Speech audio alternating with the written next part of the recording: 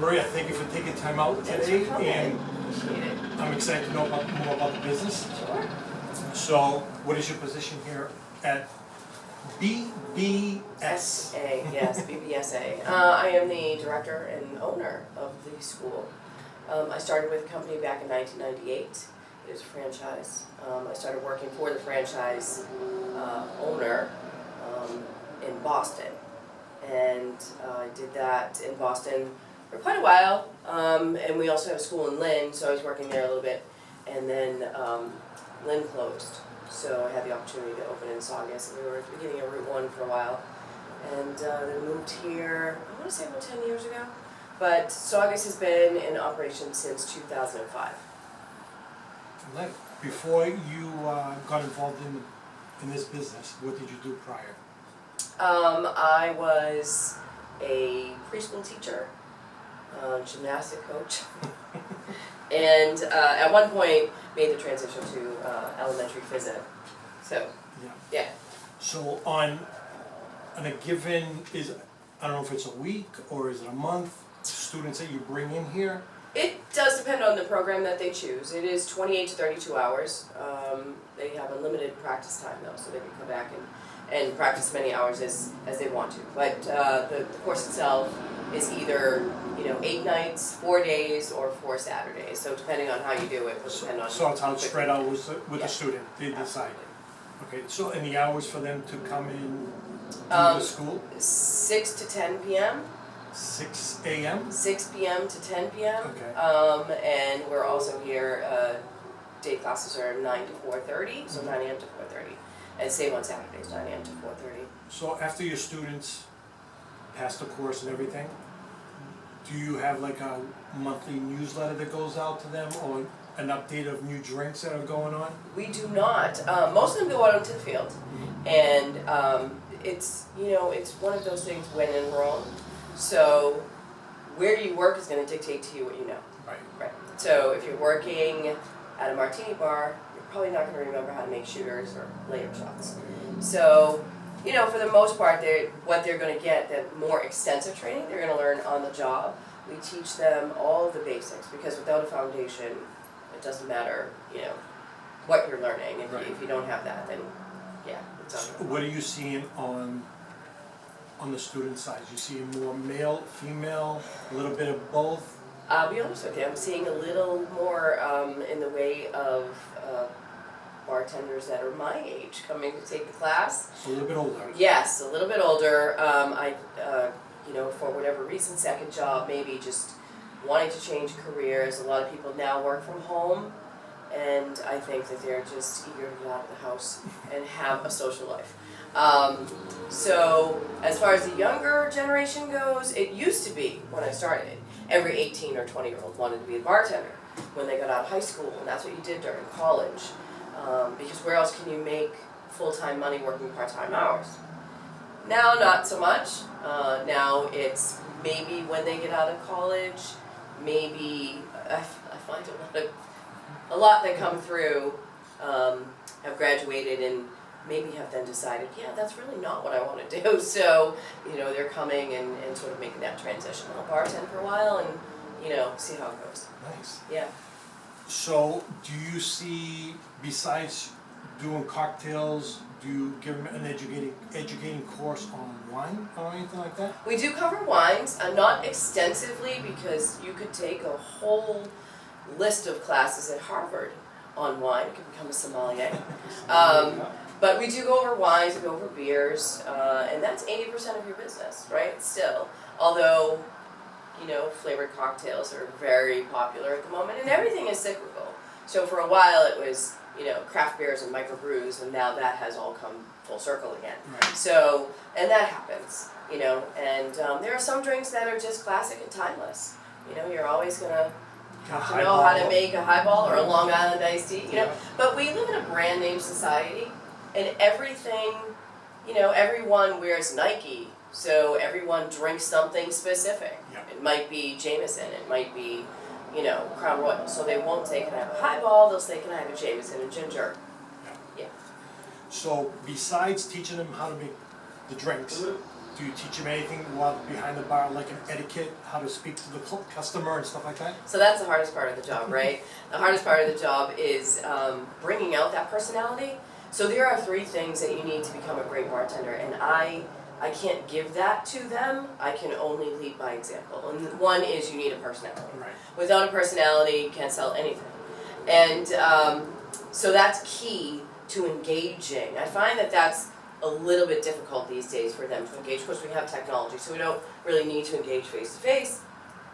And so I have to draw that out of them. You also need to have a thick skin in this business. You know, alcohol does things to people, so you know, you need to let some things slide. And also, you need to have common sense. And that's the hardest part of my job, to teach that. Because I think technology has taken away our ability to think on our own a little bit, because we could just ask Siri, or we can ask Alexa. We don't need to actually think about what we're saying. They just give us the answer. I agree with that. Nor do we need to remember anything. So it's, you know, oftentimes they'll be in class and they'll say, what's in this? And I say, you tell me, let's go through it. Something, for instance, like a White Russian, we were working on that last night, and she had already made a Black Russian. And she was having trouble with the White Russian. I said, well, what's in a Black Russian? And she told me, vodka and Kahlua. I said, so what makes it white? You know, they just have to stop and think for a second. They're like, oh, yeah, milk. You know, but, so it's about getting people to actually think now, before going ahead and actually, you know, taking an action. Yeah. Nice. So, is there like a Martini Bar or something that you enjoy?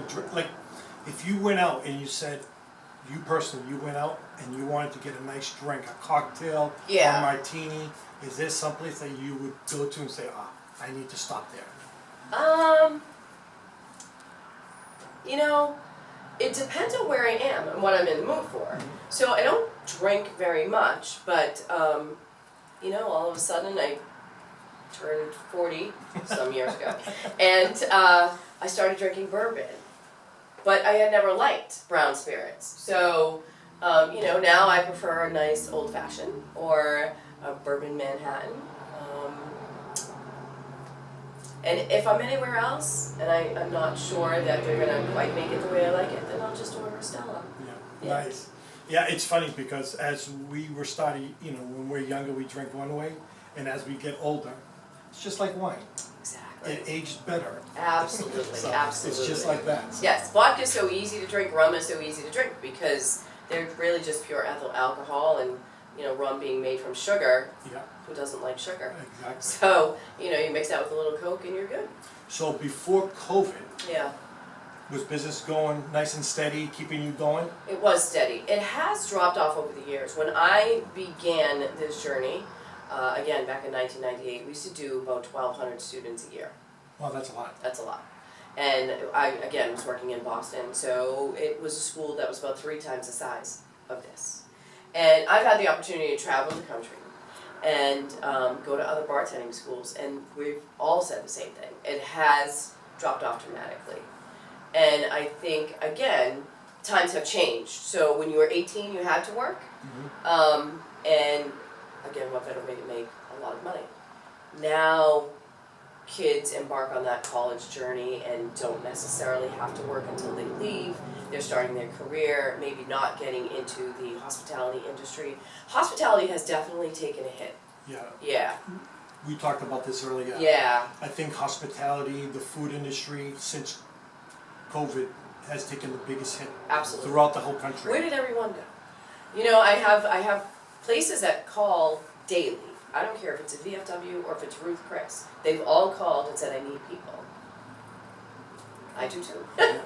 Yeah, so, you know, the more people I can train, you know, the better I can equip them. But it's just, you know, at the rate at which we used to do it, it doesn't happen like that anymore. So how do you recruit new students? So again, we've been, the first Boston Bartenders opened in 1972. So we have, you know, we withstood the economic crash in 07, 08, and 09, which is when things really started to go down. And it bounced back a little bit, but just having been in this for so long and having a network, other than social media marketing. Mhm. That's really all we do now, because that's all kids see now. Yeah, well, Yeah. this is one way, me having this interview with you today is social media has changed completely, Completely. and video is kind of taken over right now. Yes. Little snippets, and people, that's what they want to do. Yes, absolutely. You know. Yeah. They love reels, they love short, they would much rather text me than call I or agree. email me. So sometimes they'll send me, messages on Messenger. So that's what we do. Have you seen a price since the last couple of years? Have you seen price increase on all the liquor across the board? Oh yes, definitely on the liquor, not on the tuition. Not on tuition. Not on the tuition. And that doesn't balance. No, so we've actually been charging the same amount of money, within, $40, $50 for the last 18 years. Wow. It has not, it hasn't increased. I mean, at one point we were charging more when the economy was great, but the economy's not great, and I know that it's hard for people just don't have disposable money right now, and so I try to keep it, at a reasonable rate. So, they're gonna make that back in a shift or two, but yeah, we're not, it really is about a service, Yeah, it is a service. Yeah, and bringing it to the people so that they can, have a little bit of a better, life, in a sense that they have a little bit more freedom. Right. Yeah. Right.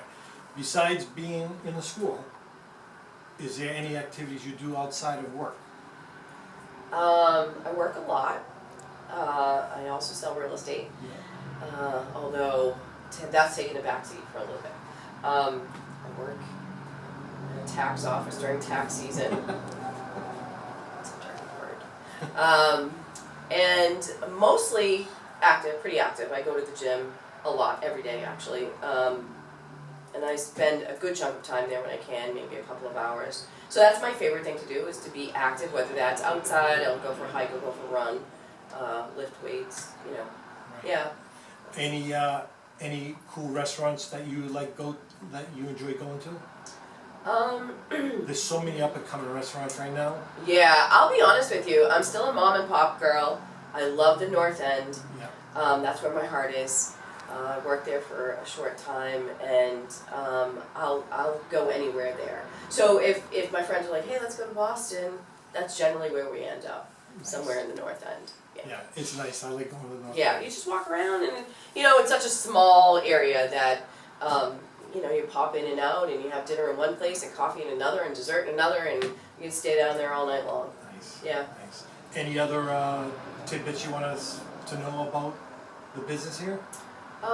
We need students, because we need bartenders, we need front of the house, we need back of the house, we need service staff, we need everything.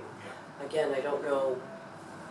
Where they're going to be coming from? Yeah, and every day, like I said, I'm getting calls for people looking for bartenders and wait staff and everything. Yeah. So, I want to tell everyone thank you, Maria, Thank you. for taking time to Yeah. talk about your appreciate business, this. which I'm happy that's really good for the community. Yeah. How would they get in touch with you to, become a student? They can go to bostonbartender.org, or they can call 888-600-1777, or text that number. I can also, it goes right to my cell phone, so I can text them back. Again, my name is Leo Nikolouzos, real estate agent for Cameron Prestige Real Estate. This is parkbench.com. I will see you on the next episode.